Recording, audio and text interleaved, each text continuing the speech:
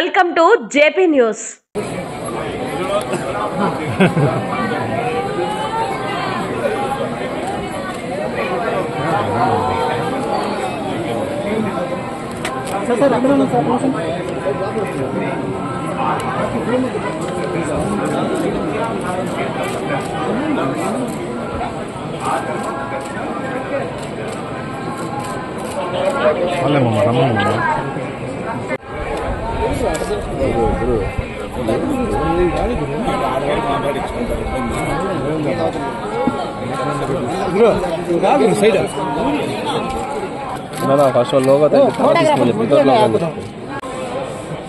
తిరుమల అతి పవిత్రమైన పుణ్యక్షేత్రం.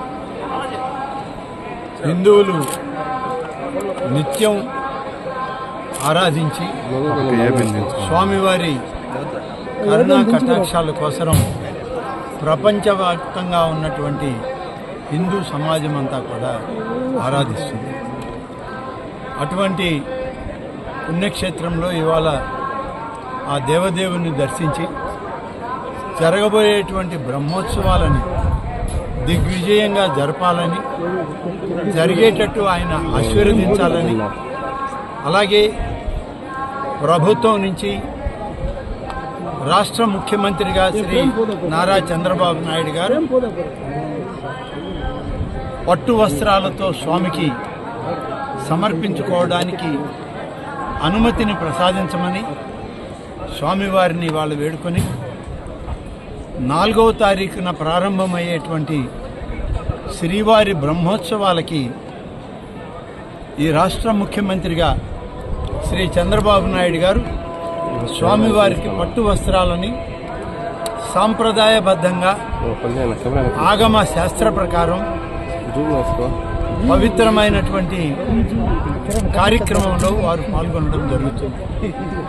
4వ తారీఖు నుంచి 12వ తారీఖు వరకు జరిగేటువంటి ఈ బ్రహ్మోత్సవాల్లో లక్షలాదిగా వచ్చేటువంటి భక్తులకి అన్ని సౌకర్యాలతో పాటు దేవదేవుని యొక్క దర్శన భాగ్యం, ఆయన ఆశీస్సులు అందరికీ కలిగే విధంగా ఆంధ్రప్రదేశ్ రాష్ట్రంలో ఉన్నటువంటి ప్రతి ఒక్కరికి సుఖ సంతోషాలని, సౌఖ్యాన్ని ప్రతి కుటుంబంలో ఉండే విధంగా దీవించమని వారిని ప్రార్థించుకొని ఇవాళ ఈ యొక్క బ్రహ్మోత్సవాల కార్యక్రమాన్ని ప్రత్యక్షంగా అధికారులతో సమీక్షించి జరుగుతున్నటువంటి ఏర్పాట్లని మరింతగా ఏమైనా చేయవలసినవి ఉన్నాయా అని చెప్పి ఈ రాష్ట్ర దేవాదాయ శాఖ మంత్రిగా పరిశీలనకు రావడం, స్వామివారి దర్శనం, అధికారులతో సమీక్ష పూర్తయింది.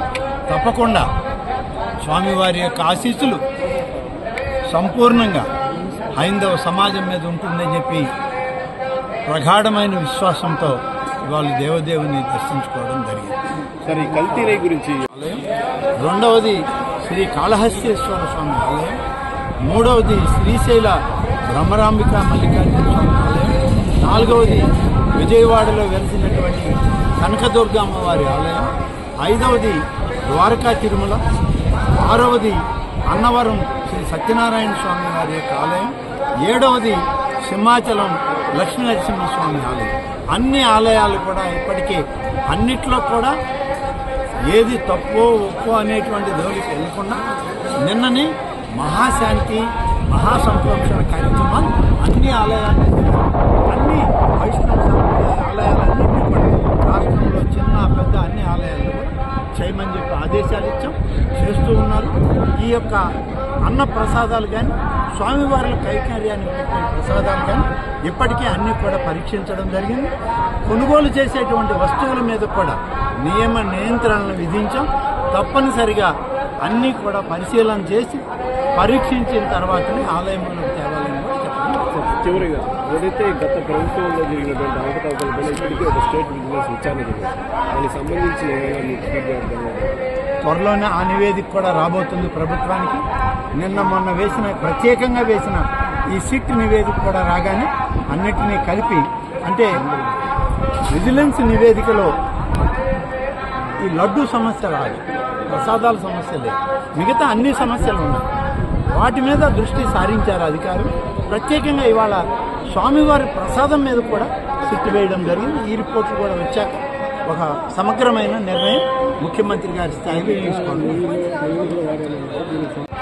స్వయంగా రాష్ట్ర ముఖ్యమంత్రి గారు మంత్రివర్గ సభ్యులు అధికారులతో సమీక్ష చేసిన తర్వాత ఈ తిరుమల ఆలయం యొక్క ఎగ్జిక్యూటివ్ అధికారి అయినటువంటి శ్యామలరావు గారు, అలాగే అదనపు ఎగ్జిక్యూటివ్ అధికారి అయినటువంటి వెంకయ్య చౌదరి గారు అందరితోటి ఇతర అధికారులతో మాట్లాడి ఉన్నటువంటి నివేదికలను ఆధారం చేసుకొని ముఖ్యమంత్రి గారు ఇప్పటికే సిట్ను వేయడం జరిగింది. దాని కార్యక్రమం అది ఇంకా ముందుకు సాగుతుంది. ఎక్కడ ఏమి జరిగింది అనేటువంటి విషయం ఆ నివేదికలన్నీ బయటపెడతాయి. ఇవాళ రాబోయేటువంటి బ్రహ్మోత్సవాల మీదే మా దృష్టి తప్ప ఈ జరిగినటువంటి చిన్న అపవిత్ర కార్యక్రమాన్ని నేను పవిత్రమైనటువంటి ఆలోచనతో ఆగమ పండితుల యొక్క నివేదికలతోటి వారి సూచనలతోటి నిన్ననే మహాశాంతి యాగం చేయడం జరిగింది, శుద్ధి చేయడం జరిగింది. అన్ని రకాలుగా పవిత్రోత్సవాలను గతంలో చేశాం. మనం చెవులతో విన్నాం కాబట్టి తిరిగి మళ్ళీ శాంతి హోమాలు చేసి బ్రహ్మోత్సవాలకి అంకురార్పణ చేస్తున్నాం. కాబట్టి అన్నీ సజావుగా సాగుతాయి. స్వామివారి యొక్క అన్నప్రసాదం దగ్గర నుంచి లడ్డూ ప్రసాదాలు, ఇతర స్వామివారికి నైవేద్యంగా ఇచ్చేటువంటి అన్ని ప్రసాదాలు కూడా ఏ గ్రేడ్ క్వాలిటీలోనే ప్రసాదాలు ఉండాలి.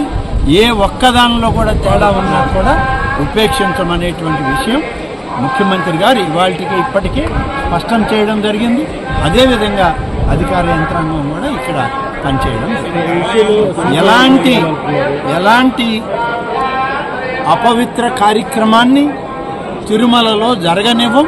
జరుగుతుంటే మేము ఉపేక్షించము.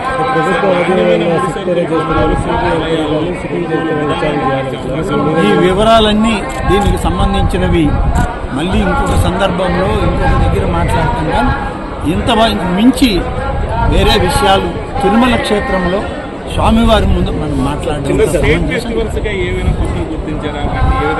మనకి రాష్ట్రంలో అధికారిక లాంఛనాలతో ఇప్పటికీ 6 ఆలయాల్లో రాష్ట్ర పండుగలుగా గుర్తించడం జరిగింది గతంలో అనేక దశాబ్దాలు. మరొక 2ని కొత్తగా మన ముఖ్యమంత్రి చంద్రబాబు నాయుడు గారు వచ్చాక మరి ఒక 2 కార్యక్రమాలని వారు దానికి రాష్ట్ర పండుగల కింద నిర్ధారించడం జరిగింది. కొత్తగా వచ్చినవి ఒకటి వెంకటగిరి శ్రీ శ్రీ శ్రీ పోలేరమ్మ వారి యొక్క జాతర, రెండవది శ్రీ శ్రీ శ్రీ కన్నికా పరమేశ్వరి అమ్మవారి యొక్క కార్యక్రమం.